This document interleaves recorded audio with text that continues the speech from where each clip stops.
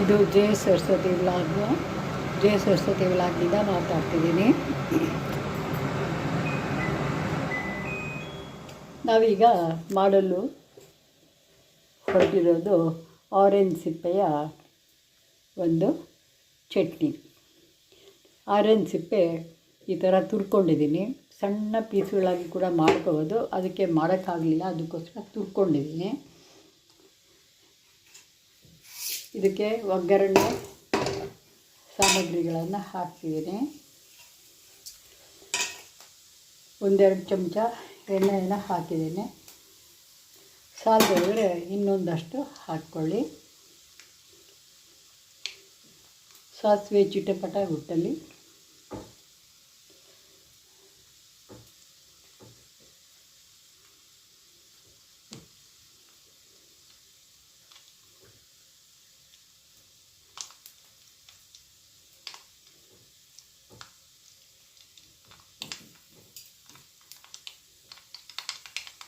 ಆರೋಗ್ಯಕ್ಕೆ ಒಳ್ಳೆಯದು ಎಂಬ ದೃಷ್ಟಿಯಿಂದ ಇದು ಮಾಡಲಾಗುತ್ತೆ.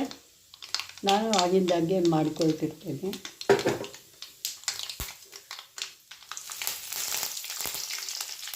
ಒಂಥರ ಟ್ಯಾಂಜಿ ಟೇಸ್ಟ್ ಕೊಡುತ್ತೆ, ಚೆನ್ನಾಗಿರುತ್ತೆ. ಇವಾಗ ಇದಕ್ಕೆ ಸಿಪ್ಪೆಯನ್ನು ಸೇರಿಸ್ಕೊಳ್ಳೋಣ. ಎಣ್ಣೆಯಲ್ಲಿ ಚೆನ್ನಾಗಿ ಹುರಿದಿದೆ. ಈಗ ಇದಕ್ಕೆ ಒಂಚೂರು ತೆಂಗಿನ ತುರಿಯನ್ನು ಸೇರಿಸ್ಕೊಳ್ಳೋಣ. ಒಂದು ಚಮಚದಷ್ಟಿದೆ.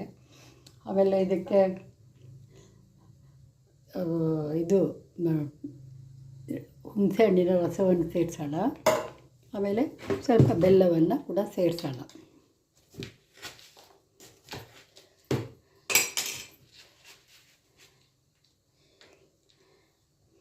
ಇವೆಲ್ಲ ಕಹಿಯಾಗಿರೋದರಿಂದ ಪದಾರ್ಥಗಳು ಬೆಲ್ಲ ಒಂದು ಸ್ವಲ್ಪ ಮುಂದೆನೇ ಇರುತ್ತೆ.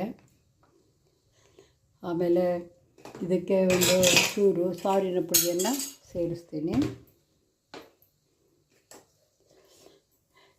ಇಂಗುವಿನ ಒಲೆಯನ್ನು ಆರಿಸಿದ್ದೀನಿ.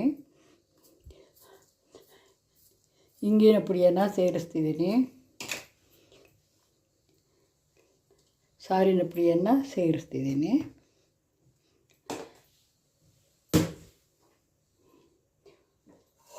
ಸ್ವಲ್ಪ ಹುಣಸೆ ಹುಳಿ ಹಾಕಿಬಿಟ್ಟು ಮಿಕ್ಸ್ ಮಾಡಿ ನೋಡೋಣಂತೆ.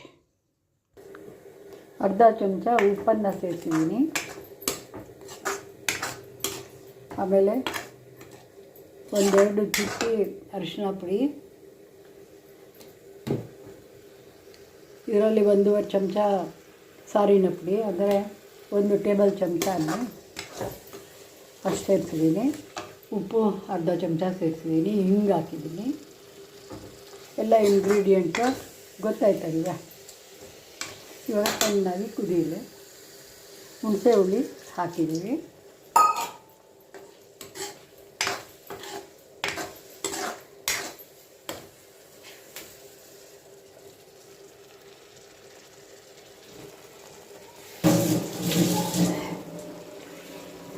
ಚೆನ್ನಾಗಿ ಕುದ್ರೆ ಇನ್ನೊಂದಷ್ಟು ಘಮ ಘಮ ಅಂತ ವಾಸನೆ ಬರುತ್ತೆ. ಕುದೀಲಿ. ನಂತರ ಮತ್ತೆ ನಿಮಗೆ ತೋರಿಸ್ತೀನಿ.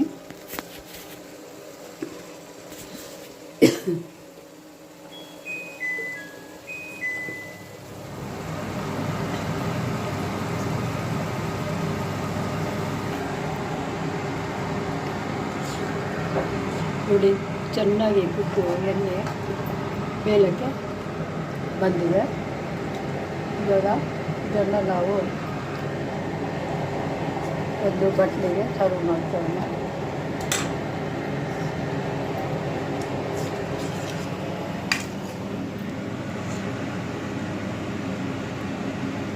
ಇದು ನಿಮ್ಮ ಮುಂದೆ ಈಗ ಸಿಹಿ ಕಹಿ ಅಂದರೆ ಟ್ಯಾಂಜಿಯಾಗಿರುವಂತಹ ಒಂದು ಕಾಯಿಲೆ ಬಂದಿರೋ ಬಾಯಿ ಕೆಟ್ಟಿದ್ರೆ ರುಚಿ ಕೊಡುವಂತಹ ಆರೆಂಜ್ ಸಿಪ್ಪೆಯ ಚಟ್ನಿ, ತೊಕ್ಕು ಚಟ್ನಿ ಅಥವಾ ತೊಕ್ಕು ನಿಮ್ಮ ಮುಂದಿದೆ. ಇದು ಆರೋಗ್ಯಕ್ಕೂ ಒಳ್ಳೆಯದು. ವಿಟಮಿನ್ ಸಿ ಇರುತ್ತದೆ. ಬಾಯಿಗೆ ರುಚಿಯೂ ಕೊಡುತ್ತೆ. ಅದಕ್ಕೆ ನೀವು ಚಪಾತಿಗೆ ನಂಜಿಕೊಂಡು ತಿನ್ಬೋದು. ಯಾವುದೇ ಸೈಡ್ ಡಿಶ್ ಆಗಿ ಬಳಸ್ಬೋದು. ಆಯಿತಾ? Okay, thank you. See you in the next video.